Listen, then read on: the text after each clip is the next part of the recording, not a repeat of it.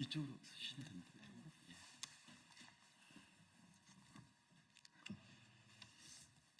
안녕하십니까. 사회민주당 대표 국회의원 한창민입니다. 오늘 이 자리는 사회복지사 처우 및 지위 향상을 위한 법률 개정안을 발의한 취지, 그 다음에 배경에 대해서 설명하는 기자회견 자리입니다. 우리 사회복지사분들은 우리 돌봄사회 그리고 복지국가로 향하는 길에 가장 최전선에 서 있습니다. 취약계층과의 직접적인 소통과 지원을 통해서 복지 현장에서 매우 중요한 역할을 담당하고 계십니다. 그럼에도 불구하고 근무 환경이나 일터의 상황은 그렇게 녹록지 않습니다. 이에 따라서 지금 현행 법에서 부족한 부분을 채워나가면서 현장의 담당자들의 조금 더 안전하고 좋은 일터를 만들기 위한 그런 법안을 이번에 개정안을 발의했다, 이 말씀을 드리고요. 오늘 이 자리에는 그 현장의 목소리를 생생하게 들려줄 사회복지사 협회와 담당자분들이 함께하고 계십니다. 함께하신 분들 먼저 소개시켜 드리도록 하겠습니다. 사회복지사협회 박일규 회장님 함께해 주셨습니다. 네, 사회복지사협회 정책기획본부 박진재 본부장님 함께해 주셨습니다. 사회복지사협회 재정기획본부 이현정 부장님도 함께해 주시고요. 사회복지종사자 권익지원센터 최지원 운영위원님도 함께해 주셨습니다. 네, 오늘 기자회견 순서는 현장의 목소리를 그대로 듣는 발언문을 시작으로 하고 제가 마지막으로 이번 법안의 발의 취지를 설명하는 진행 순으로 하도록 하겠습니다. 먼저 박일규 회장님께서 사회복지사분들이 현장에서 겪고 계신 여러 어려움과 이번 법안의 필요성에 대해서 말씀해 주시겠습니다.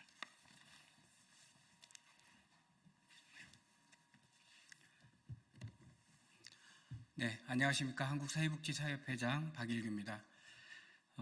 국민을 위한 사회복지 전문가, 사회복지사의 안전보장을 위한 법률 개정을 환영합니다. 2023년 사회복지사 통계 영감 자료에 따르면 설문에 참여한 사회복지사의 절반 이상은 스스로 자신의 신체적, 심리, 정서적 건강이 나쁘다고 평가했습니다. 더불어 가장 큰 문제는 사회복지사들이 지속적인 폭력에 노출된다는 점입니다. 국제노동기구도 직장폭력의 위험 노출 빈도가 높은 집단으로 사회복지사를 꼽고 있습니다. 현행법에서 국가와 지방자치단체는 사회복지사 등의 처우를 개선하고 폭력으로부터 보호하기 위한 노력을 하고 있으나 그럼에도 사회복지사는 여전히 신체적, 언어적, 성적 폭력에 노출되고 있습니다. 사회복지사의 안전 확보와 폭력 피해 등의 지원은 복지 서비스의 질 제고와 직결되는 중요한 문제임에 틀림없습니다. 더불어 사회복지사의 책무가 계속해서 증가하고 있는 저출생, 초고령화, 양극화 사회에서 사회복지사의 안전과 인권이 개인적인 차원으로만 다뤄지는 것이 아니라 국가와 지방자치단체가 종합적인 대책을 마련해 줄 것을 요구합니다. 한국사회복지사협회는 보건복지부 장관과 지방자치단체장이 3년마다 사회복지사 등이 겪는 폭력의 피해 실태와 그에 대한 조치 현황을 조사, 공표하게 하여 안전한 근무 환경을 조성하고 각종 폭력에 대한 대응체계 마련을 하는 법률 개정을 환영합니다. 협회는 이와 같은 요구를 실현함으로써 포용 사회로의 발전에 앞장설 것이며 사회복지사의 노동환경 개선을 위한 노력을 기울이겠습니다. 감사합니다. 네, 다음으로 최지원 운영위원님께서 사회복지 현장의 경험과 관련된 이야기를 좀 생생하게 말씀드리고자 합니다. 네, 사회복지 종사자 권익지원센터 운영위원 최주연입니다. 사회복지사 등의 처우 및 지위 향상을 위한 법률이 시행된 지 13년이 지났습니다. 하지만 여전히 복지 전달 체계 최전선에 있는 사회복지 종사자의 인권과 안전은 사각지대에 놓여 있습니다. 사회복지 종사자들은 모든 사람이 인간다운 삶을 살아갈 수 있도록 일하지만 정작 그들은 인간다운 삶을 살아갈 수 있는 환경이 아닙니다. 특히 여러 형태의 폭력과 권익침해는 사회복지 종사자의 소진과 이직으로 이어지는 큰 이유 중 하나입니다.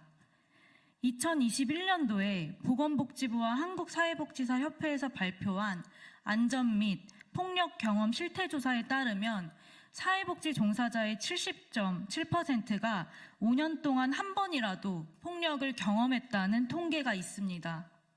이 외에도 사회에 알려지지 않은 폭력과 권익침해 사건은 수도 없이 많으며 사회복지 종사자들은 현장을 떠나고 있습니다. 사회복지 종사자의 안전과 인권은 단순히 개인적인 문제가 아닙니다. 서비스 질과 직결되는 중요한 사안입니다. 종사자들이 안전하고 존중받는 환경에서 일할 때 보다 나은 복지 서비스를 실현할 수 있습니다.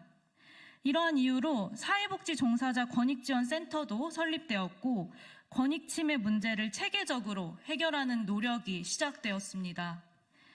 이제까지의 폭력 및 권익침해 상황은 이용자에 의한 부분에만 주목되어 왔습니다. 하지만 좀 더 체계적이고 공식적인 실태조사를 통해 본질을 파악하고 구조적 원인에 접근을 해야 합니다. 김영용 등의 복지시설 관련 연구에 따르면 사회복지 분야 종사자 10명 중 7명이 이용자, 동료, 상급자로부터 폭력을 경험했다고 합니다. 2024년 직장갑질 119의 조사에 따르면 보건복지 분야 서비스업 종사자 중 약 30%가 직장 내 괴롭힘을 겪었으며 특히 가해자가 시설장인 경우가 다른 직종보다 2배 이상 높은 수치를 보였습니다. 이러한 여러 형태의 구조적 원인과 문제를 해결하기 위해 사회복지 현장의 폭력 실태 조사를 법적 근거로 제도화하는 작업은 꼭 필요합니다. 이를 바탕으로 국회와 현장이 비로소 실효성 있는 해결 방안을 찾아갈 수 있을 것입니다. 현장에 일할 사람이 있어야 사회복지 실천 또한 가능합니다. 사회복지 종사자가 안전하게 일할 수 있는 환경을 만들고 권리를 보장하는 일이 곧 우리 사회의 복지와 공공선을 지키는 길임을 다시 한번 강조드리며 마치겠습니다.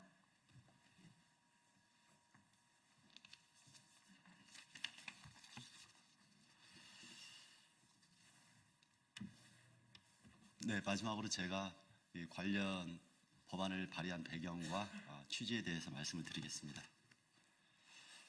오늘 저는 사회복지사들의 근무 환경을 보다 안전하고 받는 곳으로 만들기 위해 법안을 발의하게 되었습니다. 그 배경과 취지를 설명드리겠습니다. 우리 사회복지사들은 가장 취약한 계층과 소통하면서 돌봄과 지원이라는 중요한 역할을 수행하고 있습니다.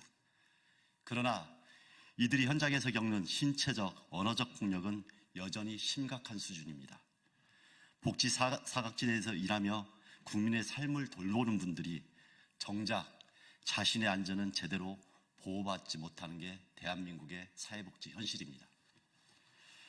현행법은 사회복지사 처우 개선과 폭력으로부터의 보호를 위해 국가와 지자체가 노력해야 한다고 명시하고 있습니다.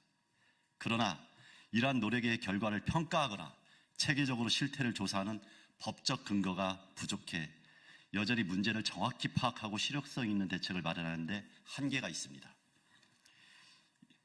이에 이번 개정안은 보건복지부 장관과 지방자치단체장이 3년마다 한 번 사회복지사가 겪는 폭력 실태와 조치 현황을 조사하고 이를 공표하도록 의무화하고자 합니다.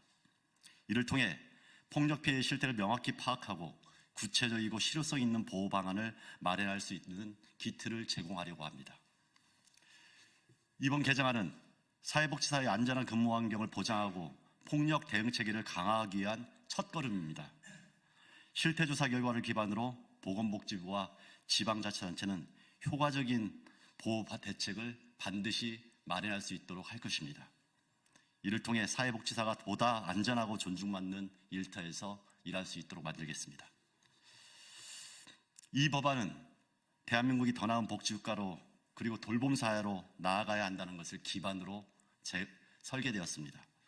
단순히 하나의 제도를 추가하는 것을 넘어 사회복지 종사자들에게 국가와 사회가 책임을 다하고 이들의 안전과 존엄까지 보장하겠다는 약속의 출발입니다. 그러나 이러한 폭력과 여러 가지 상처로부터 안전을 받는다는 것이 전부가 되어서는 안 될 것입니다. 대한민국이 돌봄사회로 가기 위해서는 그 일터에서 일하는 사회복지 종사자들이 행복해야 합니다. 그래야지 그 대상과 또 다른 국민들도 행복하게 나아갈 수 있습니다. 이 법안을 기반으로 해서 그 안에서 벌어지는 여러 가지 문제점을 해결하고 임금부터 노동 환경까지 모든 것을 개선하는 방향으로 나아가길 바랍니다. 이를 위해서 저와 사회민주당도 함께하도록 하겠습니다. 앞으로도 국민의 삶을 실질적으로 개선할 수 있는 법과 정책을 만들어가기 위해 노력하겠습니다. 많은 분들이 관심을 가지고 국회의원분들 동참해 주시기를 부탁드립니다. 그리고 마지막으로 20여 분이 넘는 분들이 이 법안에 동의를 하고 처음부터 공동 발의를 해주셨습니다. 이 법안이 조속히 검토되고 통과될 수 있도록 최선을 다하겠습니다. 고맙습니다.